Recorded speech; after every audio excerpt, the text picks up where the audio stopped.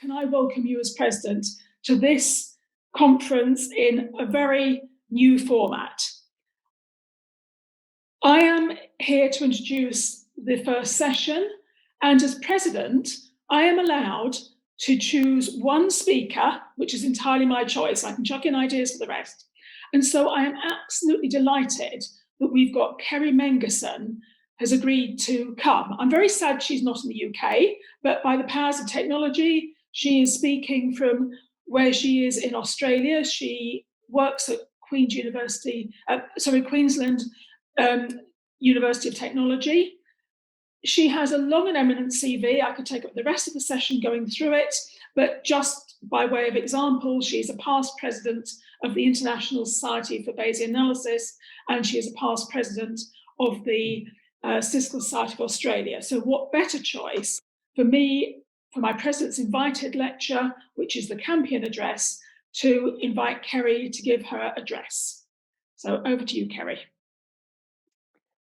Thanks very much, Deborah, for that introduction. And thanks very much for the invitation to speak. I'm going to just find my screen to share. Well, hi, everybody. I'm going to talk about deriving insights from new data sources. And it's such a pleasure to speak at this conference. And thank you again, Deborah, for this great invitation. And huge thanks to all people who've done so much work to get this conference up and going. And to you, the participants who are joining us in this virtual land, a whole new land that we're all discovering. So I want to talk first to acknowledge the QUT and the ARC Centre of Excellence for Mathematical and Statistical Frontiers, and also the QUT Centre for Data Science. And in particular, I'd like to reference my co-authors, whose work I'll be speaking about today. Now, this work on using new sources of data really started about in the early 2000s, when we were looking at developing species distribution models for rare and threatened species. Now, one of the problems with that, of course, is that there's not much data, but there's a lot of expert opinion. And so one of the questions then was, how can we extract that expert opinion in a manner that we can then use in our statistical models? So over the last few years, this has morphed into using virtual reality to help experts be able to give us or elicit probabilities of an animal living in a particular environment, the certainty of that estimate, and also the features of that environment that are conducive to that animal living there. And we started building digital landscapes with virtual reality. And for example, for the Australian rock wallaby, which you can see here, the difficulty with this is that you have to build a landscape that is mimics the real life landscape. And when for the rock wallaby, that means you need to develop realistic rocks, which is quite difficult in a digital environment. So instead, with the advent of 360 cameras, we've turned more to taking photos and videos in 360 and then converting those to virtual reality. And this has led to a real interest in using these new technologies to help us to inform our statistical models. The first project where we took this in reality was developing a jaguar conservation corridor in Peru, in the Peruvian Amazon. And this required us to use not only 360 cameras, but also a wide range of other technology. For example, we took our 360 cameras and made virtual reality. And we also had stars on a map and looked at presences. And we also then took drones and took drone footage and tried to work with large images, and then bioacoustics and learning to use to analyze these kinds of data as well.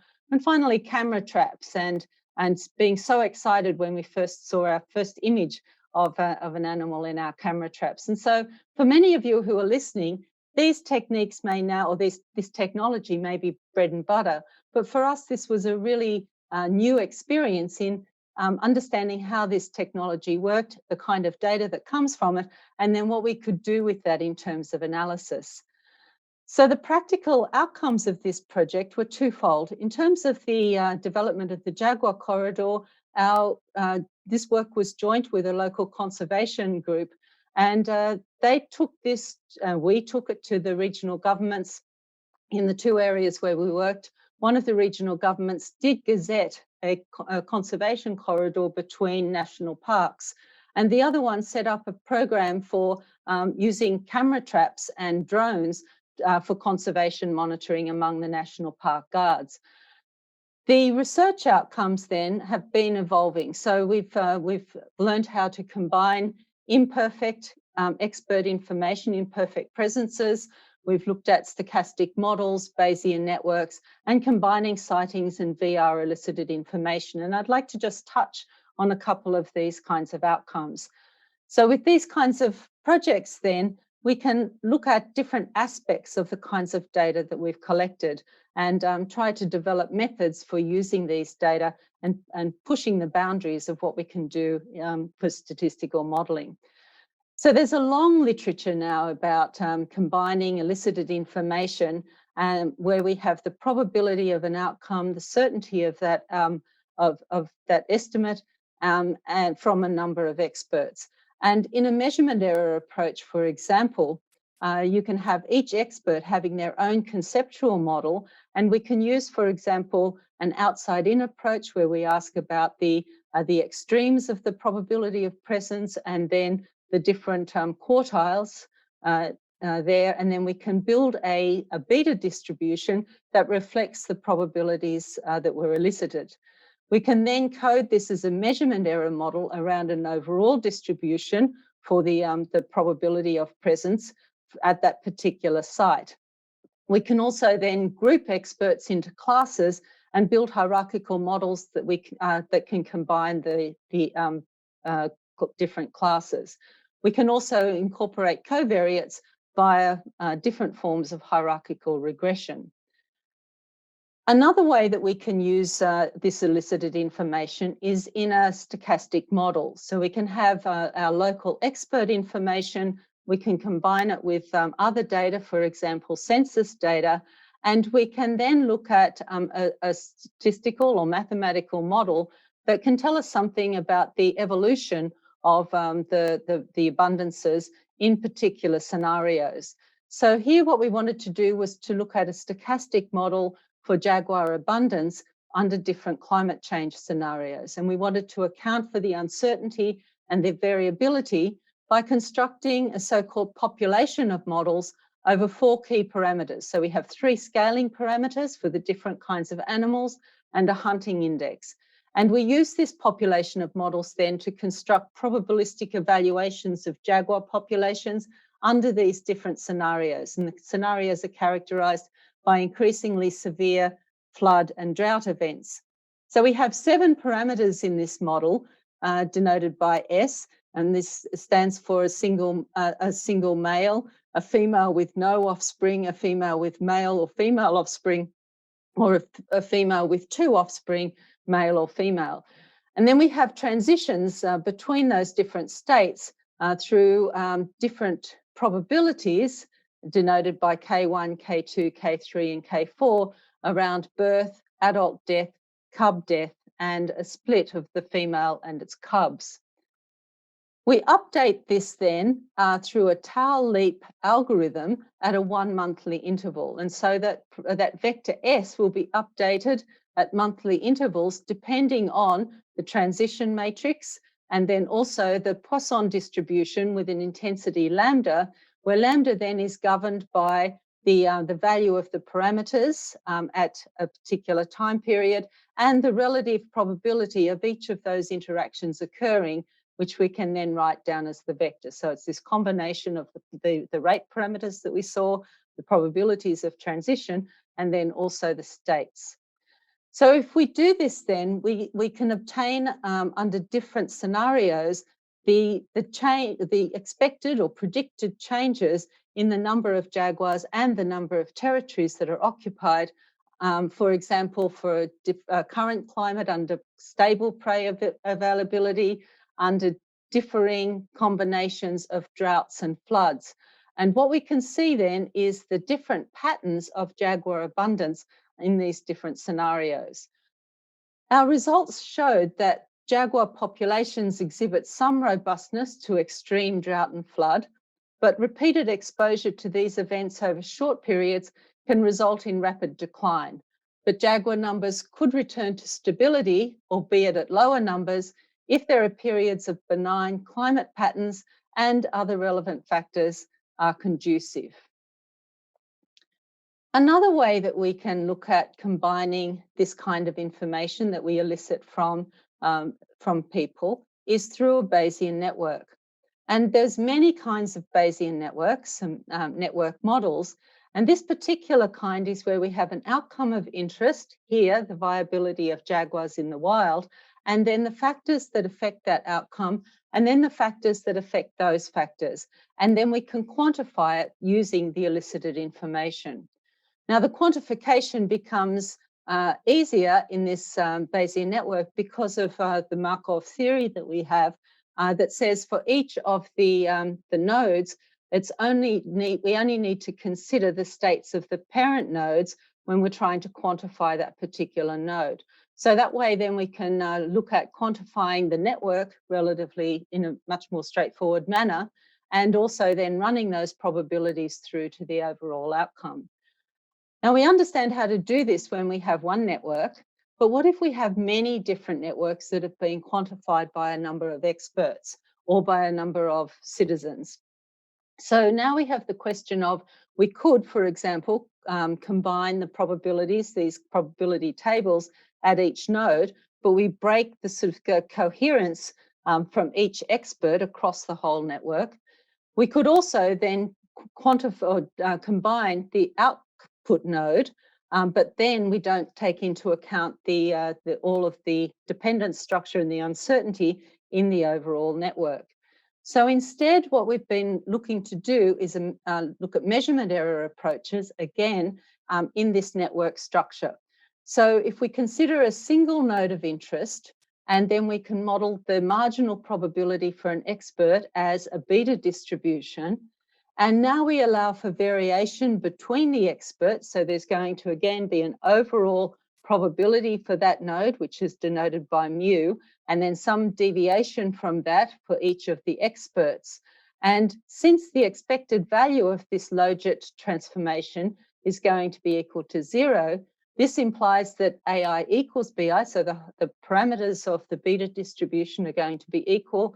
So an alternative then is to model AI plus BI has a gamma distribution around some hyperparameters or population-based parameters, alpha naught and beta naught. So we can do the same thing in a multivariate sense where we have multiple nodes in the network. Now we have Pij is a beta distribution with Aij and Bij as its parameters.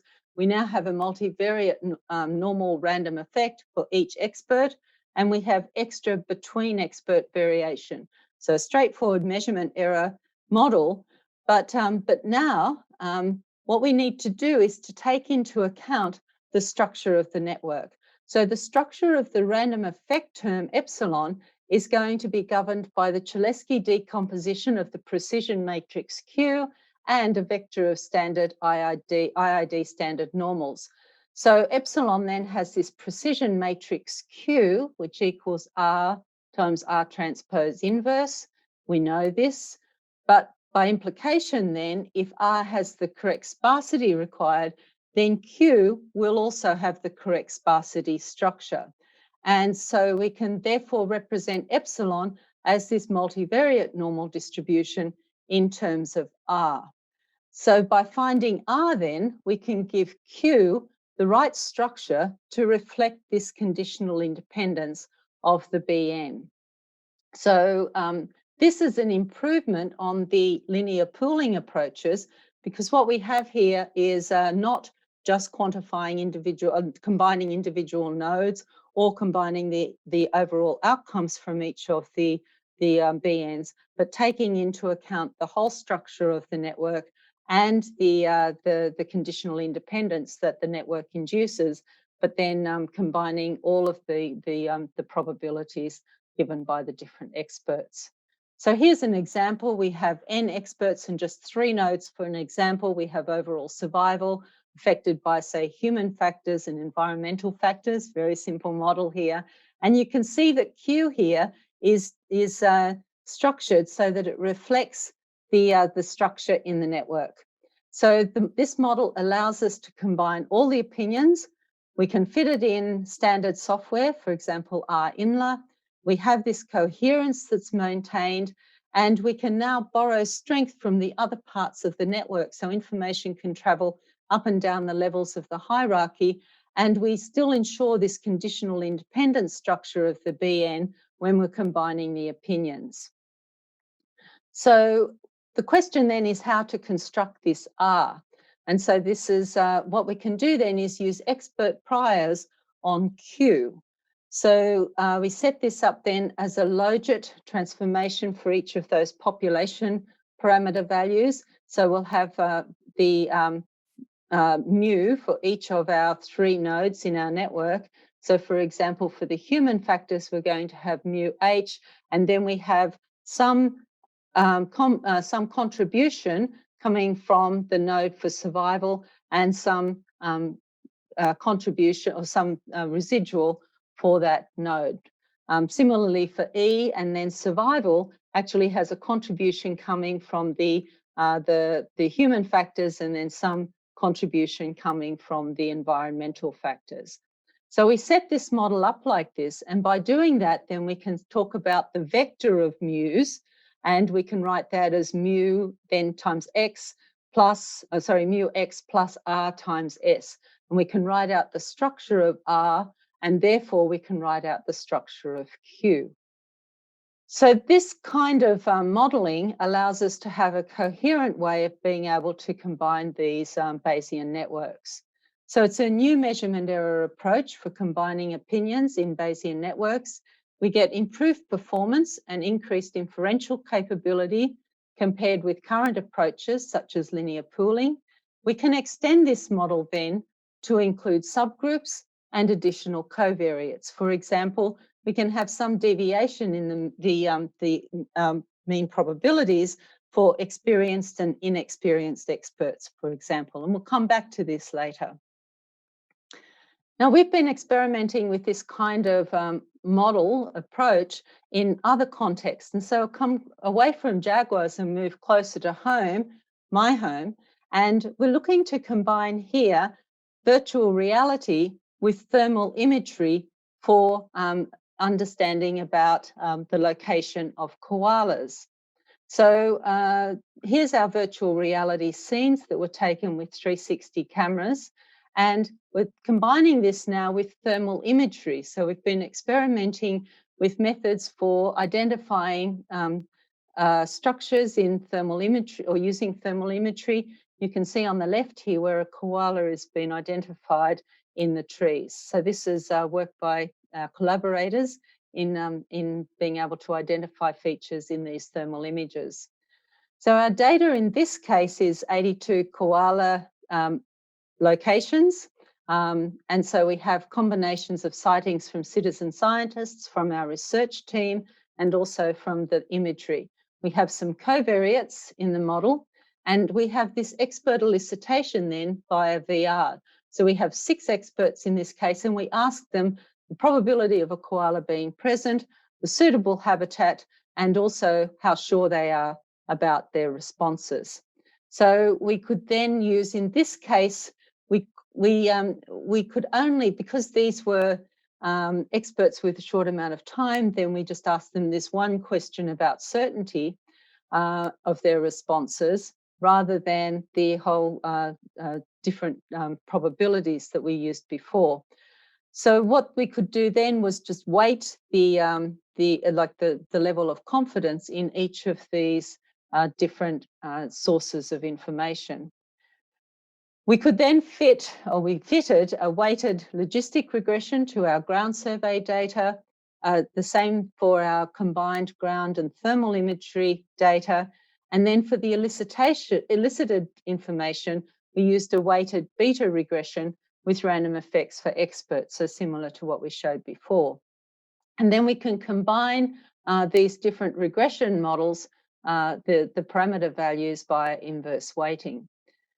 When we do this, then what we see is that compared with the base model, adding the thermal imagery data and adding the information from experts improve the precision of the parameter estimates and our predictive capability. So the model that combined all of the information had the greatest accuracy and sensitivity and the smallest root mean squared predictive error of all of the models and produced the most precise parameter estimates. So we were very excited by this. It's a small study, but it bodes well for future work in conservation.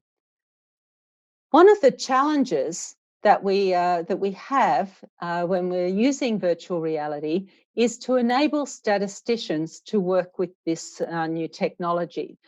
Instead of learning a whole other language to build virtual reality environments, what we would like to do is to be able to use R, our staple language, and be able to create our own web VR scenes in R. So we have a group of us here at QUT, led by a master's student and by a research associate, looking to link R to VR so that we can use R to create the VR scenes, adjust different parameters, analyze the data that's collected in VR, and then analyze it in R, and then visually display feedback to the people, and then be able to use this to create new environmental models by utilizing the VR imagery as a data source in conjunction with other information that we might have with full control directly in R. So we're looking to use two main frameworks to do this, A-Frame and Fiery. If any of you are interested in this, I'd be happy to provide some other details and direct you to some of the early papers in this. We have A-Frame, which is a web VR framework to create the VR environments, and then Fiery is a flexible and lightweight framework for building the web servers in R. So more about this when we learn more about it. The second kind of data that I want to talk about is crowdsourced data. And this really came about because of a project that we started on monitoring the Great Barrier Reef. Now, the Great Barrier Reef is 2,300 kilometres long. It's like the length of Italy, for example. And there is good monitoring at certain parts of the reef, but many areas between those monitoring sites are not monitored. And so if we want to look at being able to understand and predict the health of the Great Barrier Reef, then we need to get information in those gaps. So any number of divers are taking images in those spaces. And so how can we get to use those images and those underwater robots and drones that are being used in those areas? So what we did was we created a virtual reef, online virtual reef, barrier reef, and we then could allow our divers to geotag their photos along the reef. And then we can also ask people to go into those photos and annotate them so that then we can get those estimates and then use them in our models. So people can contribute images to the virtual reef, and they can also contribute to the monitoring effort by annotating images that then allow us to use artificial intelligence or machine learning methods to be able to analyze these, typically neural nets and random forests, and then also be able to take that information and use it in our statistical models. This virtual reef diver, if any of you are interested, you can search for it online, and we'd love you to help us with the annotations. This virtual reef diver has been very popular. We have a lot of images that have been annotated, a lot of people who are engaged in this activity. So now the question is, what do we do, or how can we use those data for statistical modelling? It's very popular, this crowdsourcing data, There's hundreds of citizen science projects. For example, any of you who are interested in birds know about eBird and iNaturalist. There's also Zooniverse. And there are still some challenges in using those data. So some real concerns in using crowdsourced data.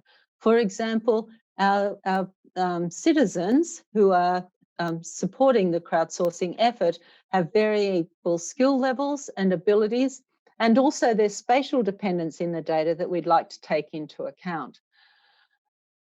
So in this Virtual Reef Diver project, we've been looking at crowdsourcing via Mechanical Turk. So we put up 514 images on Amazon Mechanical Turk, which is a platform for crowdsourced data or crowdsourced projects. Workers are asked to classify points into 5 different categories of coral, algae, sand, and so on. And there's a help file, a qualification test, and participants are paid to complete these tasks. So what we did with this information then was to create a spatially dependent linear logistic model. We wanted to take into account the spatial nature of the images. We also wanted to take into account the different abilities of the users, and also account for the difficulty of annotating or identifying coral in any of the particular images. So for a particular user, particular image, and a particular point, then we ask if that point contains the target class, and we can model that as a Bernoulli distribution with parameter P, IJK, and then that P depends on the latent ability of the user, the difficulty of the image, a discrimination parameter, and a pseudo-guessing parameter. And the spatial component then was embedded in this pseudo-guessing parameter. So we can also extend this to include covariates. A simulation study just to evaluate the merits of this particular model that we developed was undertaken with 225 locations, 67 of which were known. We spatially represented these and created Voronoi partitions around each of the points, as you can see here. And so our model then showed that compared with the standard extension of the RASH model, improved prediction accuracy, we got a smaller root mean squared error and other goodness of fit measures. We improved correlations between the estimated and the true difficulties, and we had similar estimates of discrimination, but better estimates of pseudo-guessing. So in this small simulation study, it seemed that this model allowed us to identify the latent abilities of the users, allowed us to identify the difficulty of the images, and also allowed us to take into account the spatial nature of our data. So we were excited about this and decided to scale it up. And so this is a project of Snapshot Serengeti, in which camera traps are set around the Serengeti, and people are asked to identify different animals on each of the images from the camera traps. Now, there are more than 1 million images, 225 locations, more than 50 species, and more than 10 million classifications and about 28,000 users. And so this is a large data set. We have a gold standard data set for we can use for training. You can also see here on these images sort of the hotspots of where these animals appear to be in the geographic area. So one of the challenges here is that the data sets are too large to be fit directly on one machine or even using a high-performance computer. So then we needed to take approaches that could handle these large data sets. The 2 approaches that we looked at were a divide and conquer or a divide and recombine approach, so splitting the data into multiple shards or subsets and fitting the models to independent subsets on independent machines, and then combining the sub-posterior estimates into global estimates using consensus Monte Carlo. Now, we can also have an alternative. The number of images that are annotated by each user is quite small, so we could divide the users into 10 groups according to their number of classifications, and then look at 10 shards with about 500,000 classifications per shard, fit the shards in parallel with no communication, and then we can combine using stratified sampling principles. So these were just two ways that we tried to address this challenge of big data. So the results that we saw from this study with our large data set were that we could again identify the or estimate the ability of our users. You can see here the relationship between the images that were correctly classified and the estimated ability of our users. And then we can also take into account the species difficulty. So we're able to identify that as well. So you can see here, for example, that it's very easy to identify a zebra or a human, and then much more difficult to identify rodents. So this means then, if we come back to this figure, that we could, for example, use this approach to identify just our experts in the large body of crowdsourced images. So we can identify the experts or the good, the people who have above average ability, and then we can just use those data rather than all of the data. So this model then allows us to have an item response model for combining and adjusting crowdsourced geospatial data. It outperforms current popular approaches, and the methods help to improve quality, accuracy, and trust for these crowdsourced data. There's more work to do on this to have these data sources as a staple part of our statistical modelling, but at least this is a start. And importantly, these methods are scalable. I'd like to turn to the third and last type of new data that I want to talk about, and that's imagery. So we've seen from the previous examples that we're dealing with images that can be quite detailed and large.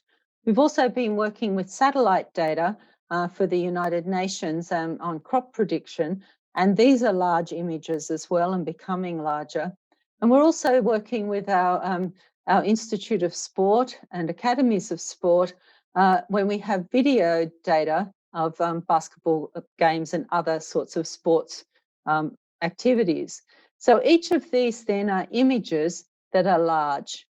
We're looking at different kinds of models for these. So for example, spatiotemporal models with complex covariance structures of a flavour that I've shown you before. We're also looking at dynamic Bayesian networks, again, like you've seen before. The methods, though, need to include this acknowledgement of the large size of the data. And so we're looking, for example, at dimension reduction methods via some forms of matrix factorization. I'll talk about that in a minute. And also more recently, GANs and importing a Gaussian mixture model inside a generative adversarial network in order to be able to improve both the accuracy of the method and also the speed. And so what we see if we include this mixture model, let me show you what I'm talking about. We have a classifier. So in a GAN, a generative adversarial network, we have a classifier that classifies a given sample as one of K classes. And then we go through the usual. So we have a generator that produces fake data from our Gaussian mixture model, random vector, and then a discriminator that encodes samples to feature vectors and distinguishes between the real and the fake samples. So in this model here, you can see that we've included this Gaussian mixture model and the classifications that we can obtain from that Gaussian mixture model. And this really improves the traditional GAN model, which only has a single distribution instead of that mixture model. So this is early days again for this work, but it really seems to be an improvement in terms of model identification, image identification, and also image generation. So we can have a much less complex neural network in this kind of model setup. So when we talk about dimension reduction for images and also for other data sources, so we can use this also for anomaly detection. So we can want to talk here about a kernelized sparse Bayesian matrix factorization approach. Be very happy to talk to anybody who's working on this as well. So the aim here is to extract a low rank or sparse structures for our images, and we want to use matrix factorization techniques. So we have Y being an M by N observation data, so quite large, and we want to recover the actual low rank matrix. So we have Y equals X plus E, and X then is going to be represented by U times V transpose. And here we have the dimensions of U and V are M by R and N by R respectively, and R here is a lot smaller than M or N. And so this is going to induce the sparsity. Now, the way that we induce the sparsity in the Bayesian model is through the priors, and we have Gaussian priors for the columns of U and V, and the Gaussian priors then have as part of their variance term or their precision, this parameter gamma J, and gamma then is the same gamma J for both the U and the V columns of U and V. And we put a prior on that gamma parameter, which is a gamma distribution with hyperparameters A and B, so small a and B, which then induces the sparsity. So this is really driving driving down the dimension of these matrices. So we then couple U with a kernel matrix KU, and so that gives us a latent matrix G with the prior that you can see represented there. And similarly, we're going to couple V with a kernel matrix KH, or KV, sorry, and then that gives us a latent matrix H with the prior as well. So we have this G and this H, which are our latent matrices. And what we're going to do then is we have priors, Jeffrey's priors on the sigma terms in this model here. And our full model then is this Y, which we have as our observation matrix, and that's going to be then governed by these vector, the U and the V, the matrices U and V, and they have these latent matrices which are much smaller. And so we can actually implement this using variational Bayes. When we think about the kernel that we want in this case, then for images, we want a kernel that actually incorporates the similarity of information between patches in the image. So we want some sort of spatial representation. So what we're going to do then is to bring this into a patch group matrix factorization. So we're going to have D, Ij being the Euclidean distance between any pair of patches in the image, and we have a similarity between those patches. Now we have here a similarity measure, which is going to include then the total number of pixels in the patch. So it's a measure of similarity between them. And then a pixel and its nearest neighbor in the window is going to be modeled as a column vector. And so we can construct this M by N patch group matrix Y by grouping other patches with similar local spatial structure to the underlying one in the local window. So we sort of get this spatial structure through these patches that includes a similar behavior, similar nature. So then each column then shares the similar underlying image structure, and the noise-free patch group matrix Y has the low rank property. So the overall algorithm then is to cluster patches with similar structure to form a patch matrix, and then to apply this algorithm in succession on each patch matrix. And then we aggregate the patches to reconstruct the whole image. So if we do this, what we see just on some... Okay, thank you. And then there'll be time for questions. So audience, start typing questions in. So this is a case study just with our image restoration. We have 12 test images here. You can see the results here. We have the original and the noisy images and what we've reconstructed here. You can see again some cases of original and more complex noise induced on the observation images, and then how we've been able to reconstruct them using this new method. So we have a new factorization method that incorporates this side information. We infer the parameters and the latent variables and the reduced rank. We can do this using variational Bayesian inference. And we get that by enforcing this constraint on the latent factor matrices. And the model appears to work well. So that brings us then to our new project, which is living and playing together in Moreton Bay. Moreton Bay is a conservation bay near Brisbane, where I live. And again, we're looking to use citizen science, new technologies, and data integration and communication back to the users, which are the people and the using the bay, about what's under the water and their impact of the recreational use in the bay. So it's using a lot of the techniques that we've seen in terms of the new data sources. The challenge will be to integrate these. We're interested in questions of transferability, and also how we might use distributed learning or federated learning as well.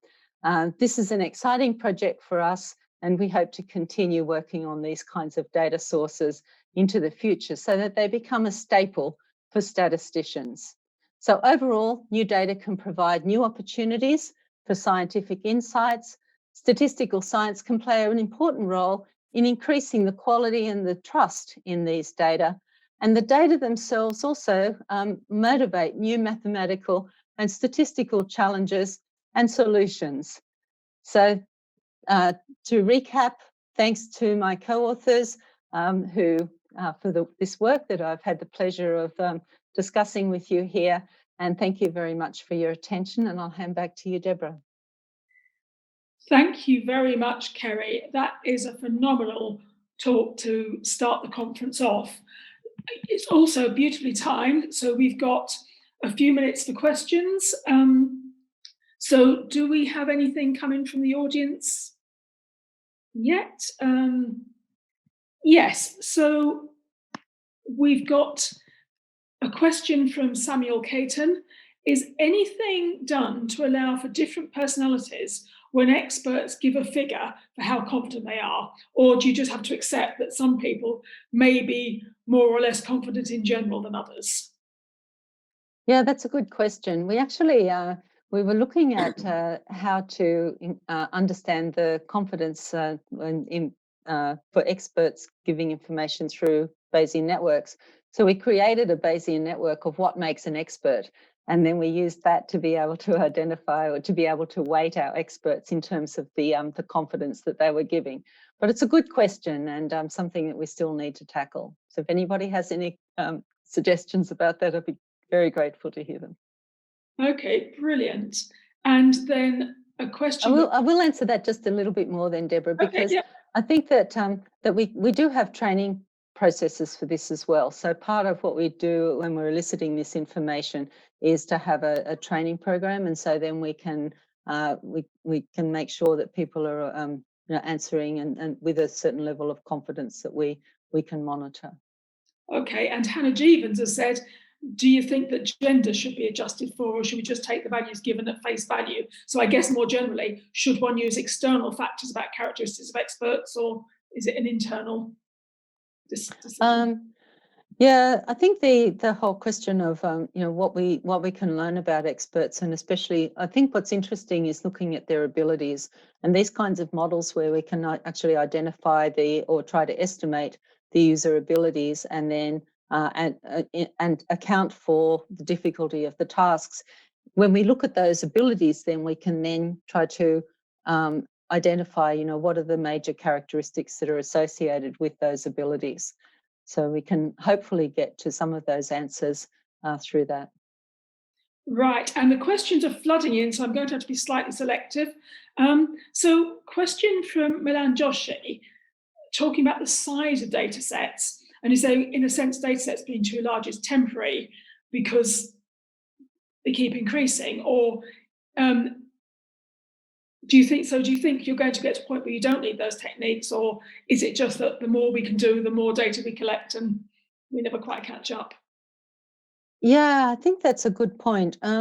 We've done some work this with some colleagues in Oxford on the being able to, instead of analysing all of the data, can we actually extract the information or the data that we need in order to answer a question. So, for example, can we actually lay over a large data set a design, an experimental design, and then pull out of the data set observations that we might need according to a design, and then analyze those. So if we have a question that we want to answer, then we could, if we have a large data set, we can actually create a design and then extract the observations accordingly. So I believe this kind of intelligent data acquisition, we can do that. We can also have adaptive experimental design and adaptive sampling approaches as well. So, we will soon get past the point of just collecting everything, and we can start to do much more intelligent data collection. Okay, and that, actually, I was going to ask you something about that, because I was interested with the combination of data that people have decided to collect, whether it's a formal design or slightly opportunistic, compared with the sort of crowdsourcing, which you get wherever people go diving. And I was wondering whether this can help inform where you need data to be collected in some experimental way. I mean, you've alluded to it, but is that? Yeah, that's right. And there's some work on that as well, for example, in the Great Barrier Reef. So we can look at adaptive design. Where do we need to go to collect data in order to be able to improve, best improve our estimates and predictions? Okay. Yeah, because divers have to make a big decision about where to dive. So you can say, right, we really need you to go over to that bit rather than the well-trodden bits. Yeah, that's right. Okay, and then another question. Lindsay Gray has said, it seems that there are gold standard data that are being used to determine reliability. So what are the sources of either comparison data or what you regard as a gold standard? Yeah, that's a good question. In some of the cases, well, for some of the larger data sets, then we've had experts, so we've our biologists or our ecologists actually annotating some of the images, for example, and then we can use those as our training set. In the large data sets, for example, in the Serengeti Snapshot Serengeti project, again, there's been some of the images that have been annotated by experts. So we had a large sample of those, and we can use those as our gold standard. But it's a good question. In the other modelling where we don't have that, so we can then understand the user abilities or try to estimate user abilities, then we can take our best users in terms of their abilities, and we can use those to say, all right, well, if we use those and we only have a small number of them, so we do worse in terms of having a large sample size, but we do better in terms of those people actually being better at their job. So we can start to understand then, how much, how far down do we go in terms of ability before we start just getting noise. Right, so there's not even such a sharp distinction between gold standard and everything else. That's lovely. The questions are flooding in, but given that we're almost out of time, I think we have to leave it there. So I would just like to thank Kerrie, because we've got a really important, there couldn't be a more important area to be looking at. We've got elegant statistics, beautiful images, and really clearly presented. I can't believe how much you packed into such a short session. And we often describe ourselves as the international conference. Kerrie from Australia talking in your evening, our morning, really illustrates that. So I think that's a brilliant start to the conference.